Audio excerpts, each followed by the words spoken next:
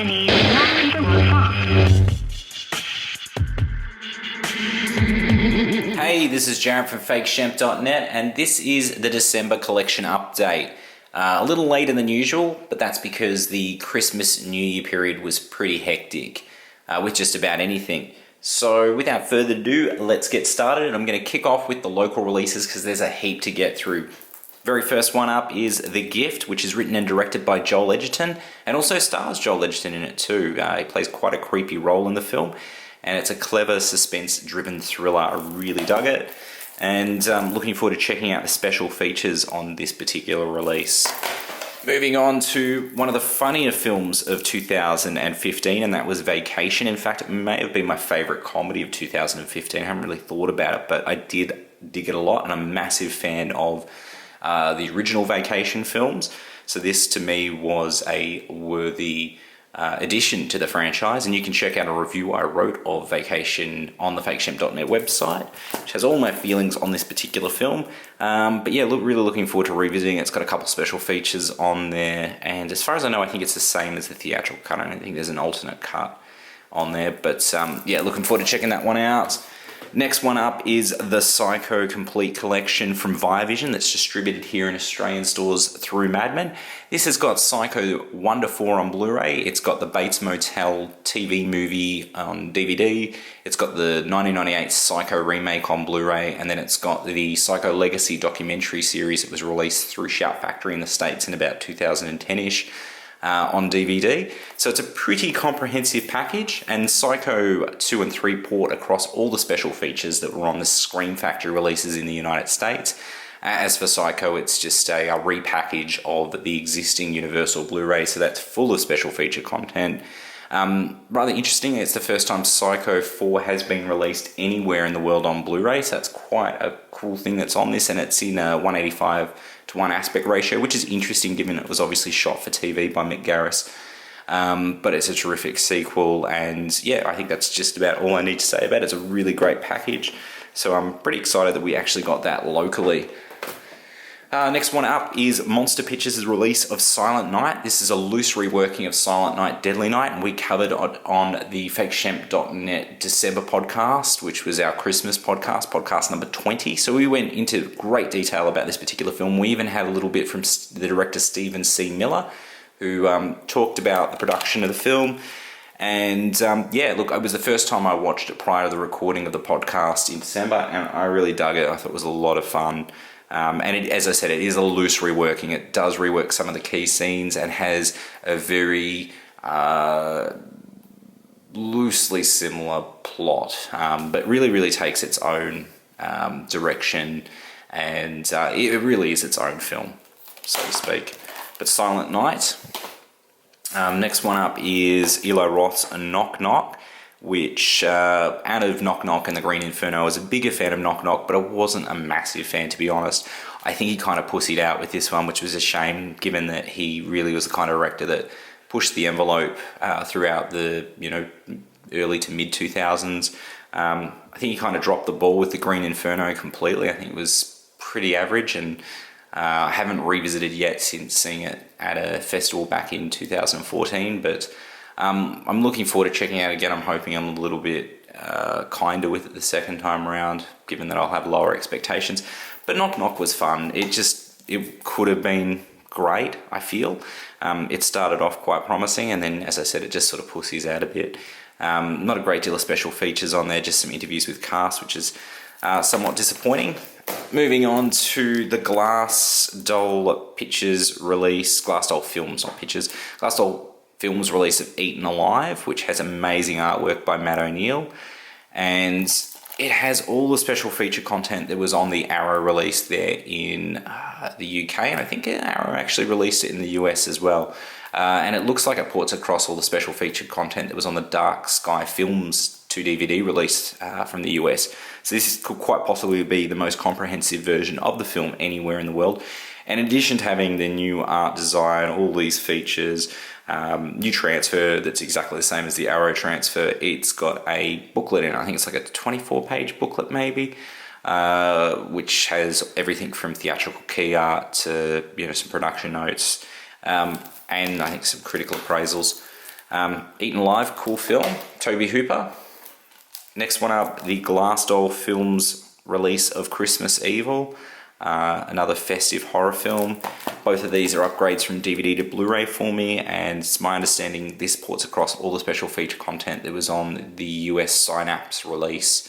Plus also comes with a collector's booklet too. I think it's maybe about 16 pages or so. Pretty cool. Again, Matt O'Neill did the art for this particular release. Moving on to a film that copped a lot of criticism when released theatrically in the States. Not so much here in Australia, I guess, you know. It actually did really well here at the box office in Australia. It showed for a number of, I think, beyond weeks. It moved into the months territory. I think it was in the movies for at least 2 months, and that's Pixels, with Adam Sandler and Peter Dinklage. I enjoyed it. I thought it was a lot of fun. It's very much a family comedy, and, you know, some people hate Adam Sandler. I don't.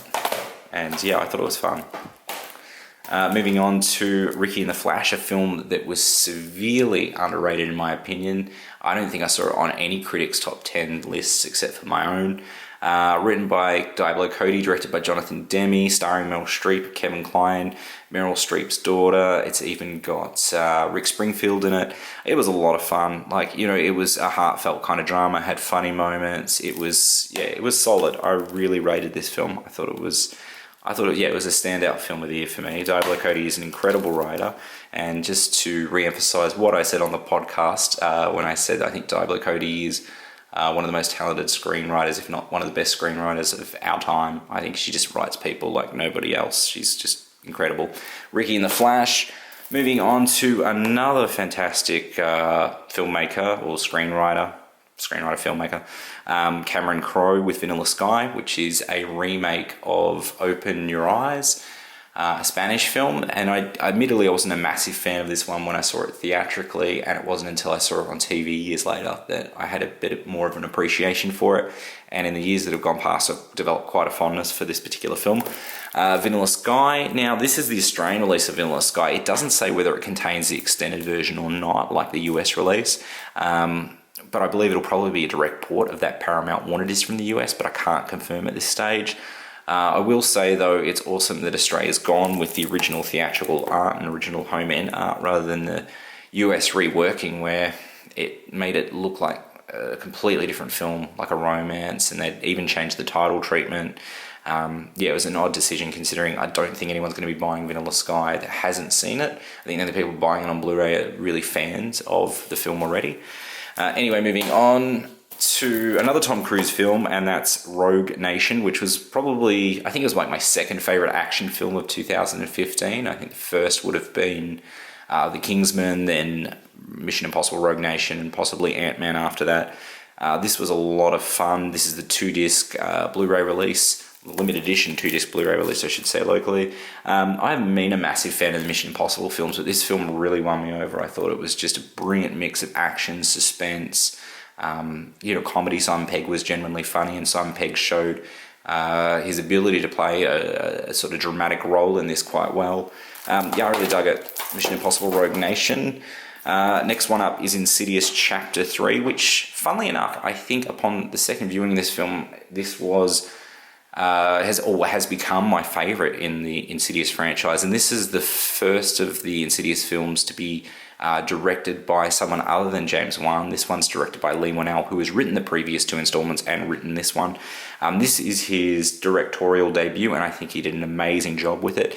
It's actually a prequel to the first 2 films, and I thought it was fantastic. I really hope they do another Insidious film, and I hope if they do that it's Lee Whannell behind it. Otherwise, I'm probably not as interested. As far as sequels go, it's typical that by the time you get to the third one, they're never great, but very rarely does the third film eclipse the first 2, and in my opinion it did. So Insidious Chapter 3, definitely worth checking out. Next one is The Final Girls, which is a comedy horror. I really enjoyed it. I didn't love it. I really liked it.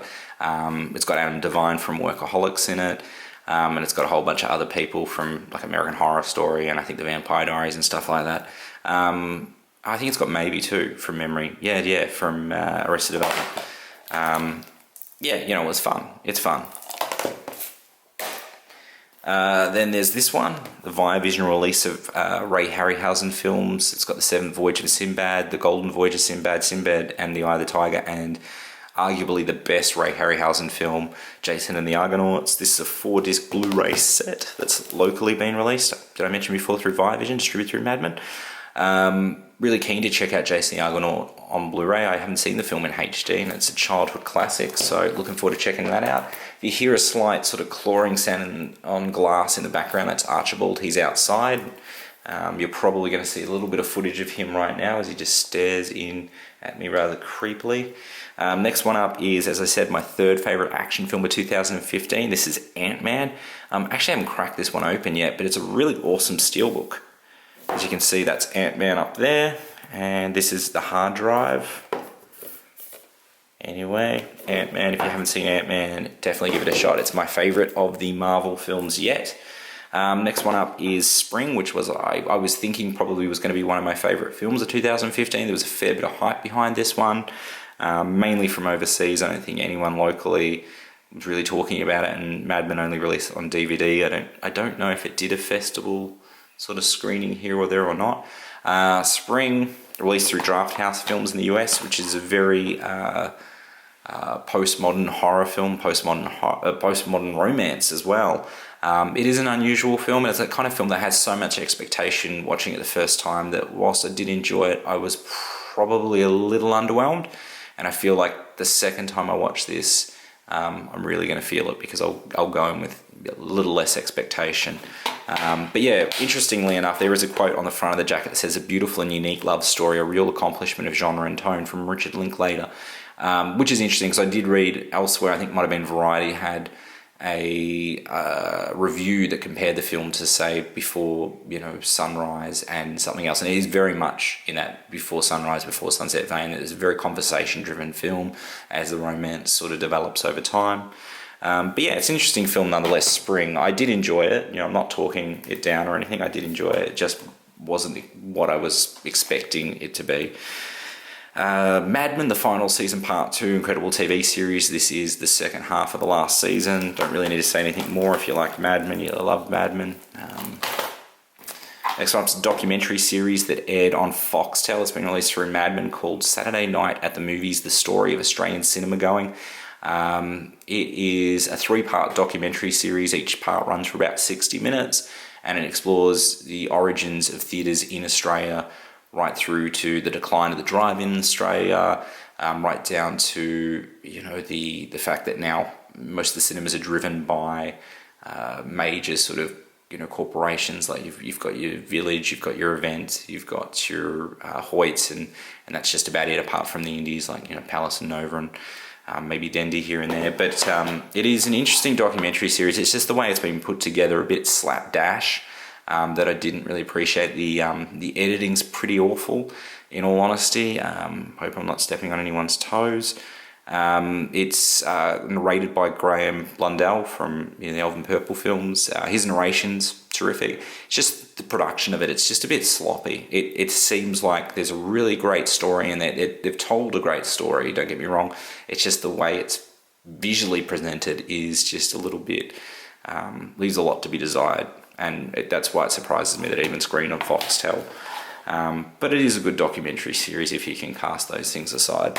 Then last in local releases is Community Season 5, which admittedly I haven't even watched Community Season 4 yet. So yeah, I'm looking forward to checking out the 5th season. I don't know if Chevy Chase is even in the 5th season anymore, to be honest. I don't know if he's in the series by this stage. I don't think he is. I think this is the series that aired on Yahoo in the States. Again, I'm not 100%. But yeah, Community Season 5. Okay, so moving on, I've got some ex-rentals that I picked up at a video store that's been, well, actually it's completely closed. They've been liquidating stock for about a month. But before I move on to that, maybe I'll do the imports. So the very first one up is the 101 Films in the UK release of Rage of Honor, which is a bit of a childhood classic along with Pray for Death. Unfortunately, I'm led to believe the 101 Films release of both Rage of Honor and Pray for Death are cut, which is a major blow. And in fact, I'll probably keep this one sealed and resell it and wait it out until the March, I think it's March release, through Arrow in the US of Rage of Honor. And I'll pick that release up, and that actually has a bunch of special feature content on it. It's not the kind of film that I need the special feature content on it, but I do need an uncut print of the film. You know, I want to watch it as it were intended, not as the British censorship boards saw fit. Rage of Honor. Moving on to the next import, it's the Criterion Collection edition of The Fisher King, the Terry Gilliam film with Robin Williams. In my opinion, Robin Williams' best film, my favourite Terry Gilliam film. It's a fantastic movie. I've been a massive fan of this film since childhood, and yeah, it's great that it's finally got a Blu-ray release. I think it's a 2K remaster as well, which should be good. There's a commentary track with Terry Gilliam that I believe was recorded shortly after Robin Williams' passing. But yeah, I'm really eager to revisit this classic on Blu-ray. Then next up is the Blu-ray release, or the Criterion Collection Blu-ray release of The Brood. This is like the third version of The Brood that I've got now, or had, I should say. I had the Umbrella version, I've got the Second Sight version, and now I've got the Criterion. I'm thinking I'm going to hold on to the Second Sight, because the Second Sight's got some special feature content that isn't on this Criterion Collection release. But this Criterion Collection release has a bunch of special feature content. Plus, it's got a new 2K digital transfer of the film, which I don't know if it's any different from that of the Umbrella or Second Sight release at this stage. I haven't really read into it. But it's a great film. It's not my... Obviously, it probably isn't even in my top 5 Cronenberg films, but it is a great film. The Brood. Then moving on to this horror anthology, Nightmares. This is from '83, and it's just been released through Scream Factory. This is the first time the film's been released on Blu-ray anywhere in the world, and it only had a very short release on DVD back in the very late 90s through Good Times, I think, put it out on DVD, and it was quite hard to get hold of. So I'm happy to finally have a home-ent release of Nightmares. As I said, an anthology horror film with 4 stories in it. Emilio Estevez is in there, Christina Rains, who you might know from The Sentinel, and Lance Henriksen's in there. You know, it's fun. You know, there's rumors of its origins. Like, was it leftovers from the James? Oh, hang on, who did that series? Was it James Coburn? Might have been, that did a like a, you know, an anthology. Not anthology so much as, well, I guess it was an anthology kind of portmanteau sort of horror series called Dark Room in the early 80s, but was axed before the first season had finished airing. And there was rumors that the films that were in Nightmares were actually, you know, stories from that series that kind of left over, and then Universal repackaged them into this particular movie. I don't know really if there's any truth. That's sort of been like one of those ongoing mysteries over time. But there is an audio commentary track on here with the producer, well, actually executive producer, big deal, and Christina Rains, obviously from The Sentinel. She's on there too, which is kind of cool. But yeah, I'm eager to find out a little bit more about that, so I may have a listen to that one. Next one up is Ghost Story, which is one of those ones that I've always kind of enjoyed as a kid, but I feel like every time I watch it, I'm a little bit disappointed by it. I don't know why, but it is what it is. I think it's got so many, you know, incredible talented actors in it, like Fred Astaire and Melvin Douglas, and then, you know, you've got younger actors of the time, like actress Alice Krige, and the chap that plays the lead, whose name's not coming to me. No, it's not going to come to me. Anyway, you know, it's got some great prosthetic practical effects by Dick Smith, and it is a good story. It's fun. It's Ghost Story, and this edition is actually quite good. In addition to the commentary track, it's got a featurette with the author who wrote the actual novel that it's based on, best-selling novel, Peter Straub. But then it's got an interview with Alice Krige that goes for about half an hour from memory. It's quite an extensive interview that talks about pretty much all of her career. Then yeah, there's some other interviews and whatnot on there. I believe I watched all the special feature content, obviously bar the audio commentary track, and for the most part it was pretty good. Ghost Story. Moving on to the Christmas horror, To All a Good Night, and this is one that I hadn't watched for a number of years. I think last time I watched it was like on a bootleg DVD in the mid 2000s-ish, because it never had a DVD or Blu-ray release prior to this particular release through Kino Lorber that came out in, I think, late 2014. And last time I watched it on that bootleg DVD in the mid-2000s, yeah, I was like a bit mixed about my feelings on the film. Having revisited it, I loved it. It's very trashy and it has a very amateur feel about it, but it's quite endearing and it's a lot of fun. It's actually directed by David Hess, who you might know from Last House on the Left or House at the End of the Park and all those kind of nasty particular features. But yeah, it was what it was. It's fun and it's a good Christmas sort of slasher. Actually, there's a lot of festive horror here in this update. So then moving on to the next one, and this is these next few are all pickups from Second Spin. It's the Troll 1 and 2 double pack that's been released through Scream Factory recently. And yeah, look, Troll is fun. Troll 2 is awful, but fun. And this particular release, because I think it's the first 5,000 copies that are being released that are going to include the documentary Best Worst Movie, which is a documentary made by one of the actors from Troll 2. You can see the punch barcode as I picked up from Second Spin, so obviously someone's selling samples to them. And there you go. But yeah, I revisited Troll and had a lot of fun with Troll. Sorry about that. A lot of fun with Troll. There's I think it ran for about 50 minutes, retrospective featurette on Troll that has interviews with everyone from Charles Band to the director of the film, John Cole, I can't pronounce his surname, Vulture.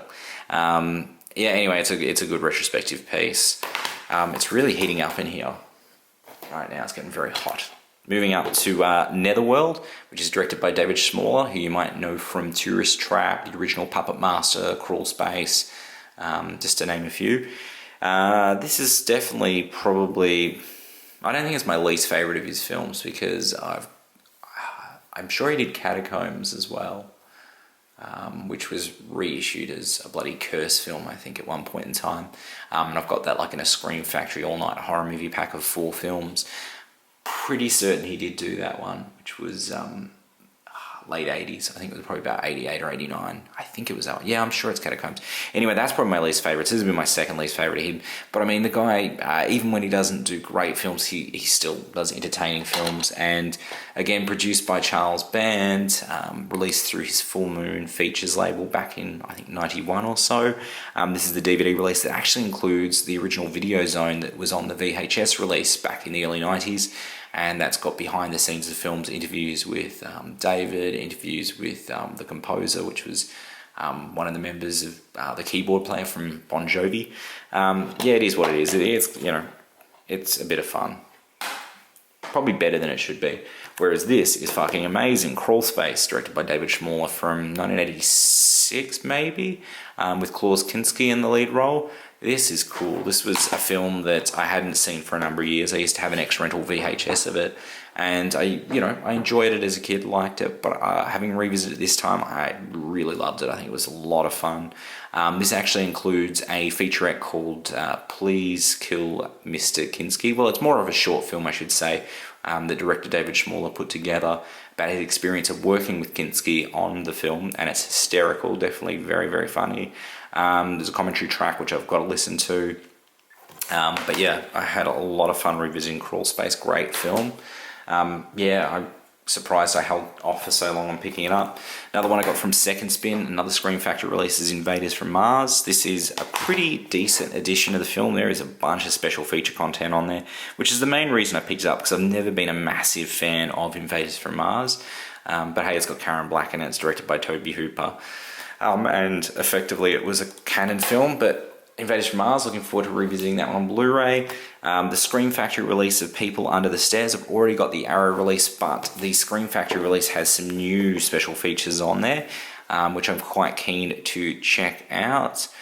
Yeah, that's really it. I mean, Wes Craven's People Under the Stairs is a fucking classic. And again, this is one that we recorded an audio commentary track for on fakeshemp.net, so you can jump to our Podbean or iTunes and track down the commentary track we did for it and play it alongside the film and hear us talk all about the movie. We're huge fans of People Under the Stairs.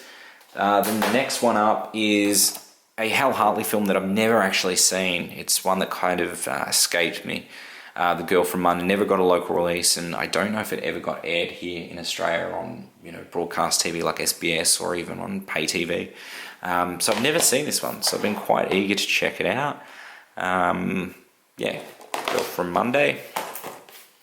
Next one, the triple pack of Silent Night, Deadly Night, which has 3, 4, and 5. Better watch out, The Initiation and The Toymaker. I've never seen any of these. I know Glenn's a massive fan of The Toymaker, so I'm quite eager to check that out. But yeah, I don't know now that I haven't watched them post, given that it's post-Christmas now, I may save them for this coming Christmas. Could be some pretty heavy-duty stuff to do the 3 of those in a row, though, because I'm not expecting great things. But yeah, that is out of print now, so I was happy to pick it up through Second Spin pretty cheaply, I think for about $10 or $11 Australian. Okay, so last we're moving on to the X-Rental titles that I picked up at a video store that is liquidating all of its stock, and it looks like now it's not only liquidating its own stock, but it's liquidating other video store stock, and everything, all the DVDs are $2. So this is what I picked up. I picked up The Stay Alive, which is... I don't know if a supernatural slasher film maybe, from 2006. This is a film my sister raved about in the mid-2000s and kept going on about, you gotta watch it. I never did, and then I saw it for $2 and I thought, is it on Netflix? Searched my Netflix app. It's not on any of the Netflixes in the world, so I went, fuck it, it's $2, I'll buy it. And look, it's hard to have buyer's remorse when you spend $2 on an X-Rental DVD, but there was a little part of me that went, it's not great. But I'd already taken off the stickers, X-Rental video stickers, off it, and it's got Alice Krige in it from Ghost Story, so I'll probably keep it. Stay Alive. I'm not going to recommend it, but it was alright. David Cronenberg's Spider. I haven't seen this since the early 2000s, and it's one of those ones that kind of evaded me in terms of purchasing. That's probably because it was never cheap. It was one of those releases that Columbia TriStar put out on DVD locally, and really, you'd only find it at JB Hi-Fi, and probably we're going to pay $37.99 for it, and it would never go on promo because, why would they buy a bunch of this stock? Who's going to buy it? It's Cronenberg and it's Ray Fiennes. Not two massive selling points, particularly, when this, shortly after this film had come out. It is very much a psychological thriller. I'm very keen to revisit this movie. I haven't seen it, as I said, for well over a decade now. Super eager to check it out. I was very happy to pick it up for $2, and it's in fantastic condition. Then this was a rebuy for me, Cabin Fever 2, Spring Fever. This is the Ty West film that he made, but had it taken out of his hands, and the studio reworked and released without his approval and whatnot. As far as sequels go, Cabin Fever was awesome, and this was a lot of fun. But it's no means great. It's an enjoyable, gross-out horror film, and I've actually already got it in I think it's a 4-pack from Lionsgate in the States, and I picked that up cheap. I think I picked that up through Second Spin, and that was just for the second film, and mainly to watch special feature content. But I was happy to pick it up again on DVD for $2 because it's got its own slick, and that way I can stick it in the collection, load his DVD, and I've got the first film on Blu-ray. Moving on to this rare oddity, Ruggero Deodato's Body Count. You might know Ruggero Deodato, obviously, from Cannibal Holocaust. This I haven't seen since the old Palace video back in the 80s. I probably watched it at some point in the 90s, so I don't really remember it, but I know it's quite hard to come by. And for $2, I thought, well, I'll pick that up, give it another look, and if I don't love it, I will throw it on eBay.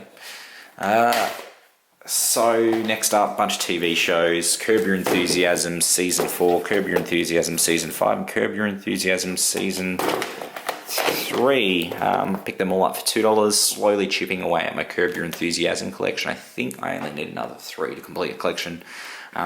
And I've been fortunate enough to only pay $2 for each season because I've been picking them up here and there as time's gone by. Next up is an Aussie film directed by Nadia Tess, which I've never seen, called Amy. I didn't even realise Nadia Tess had directed it until Glenn mentioned it. I think it might have been when we went and saw Malcolm at the Nova at some point. I think it was this year, last year, just gone. I've never seen it. Rachel Griffiths, Ben Mendelsohn. Looking forward to checking it out. $2, what a steal, in absolute mint condition.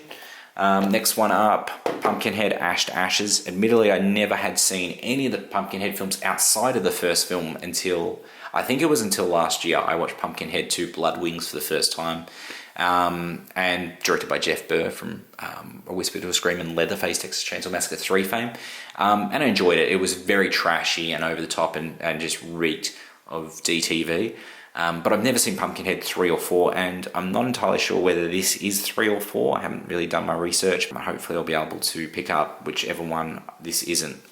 And last but not least, Primer, which is an incredible thinking man sci-fi, time travel thriller, and this is a particularly hard title to get a hold of. I think even X-Rentals on eBay roughly go for sort of $20, $30 at the low end of the spectrum, and that's because it's completely out of print worldwide. It's available streaming-wise on, I think, almost every region of Netflix as well as Hulu. And as far as special features go, there is none on the DVD as such, which is a shame, but it's good just to have a physical release of this one now. Primer. So thanks very much for watching. This was the December collection update. It was a heap of stuff to get through, and no doubt I prattled on a little too much, but you'd expect that. So yeah, I look forward to showing you what I picked up throughout January next month. Thanks for watching.